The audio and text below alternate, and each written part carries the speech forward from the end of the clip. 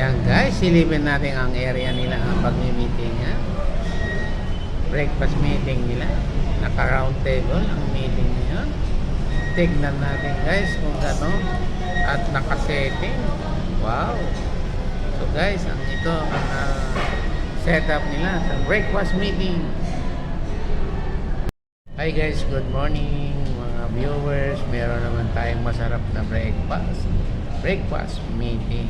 Yan guys, silipin natin ang mga pagkain nila. Parang mukhang masarap. Meron tayong garlic rice and plain rice and scramble and danggit saka longganisa Macau. Sarap po yun.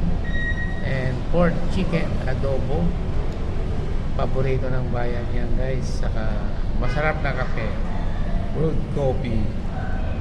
Yan guys, silipin natin ang pagkain nila. Iyan.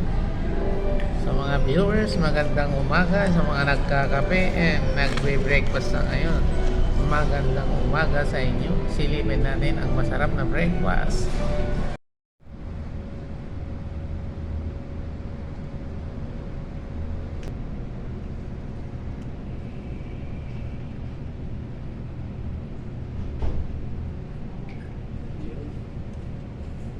Kuya, yung butter, ilagay niyo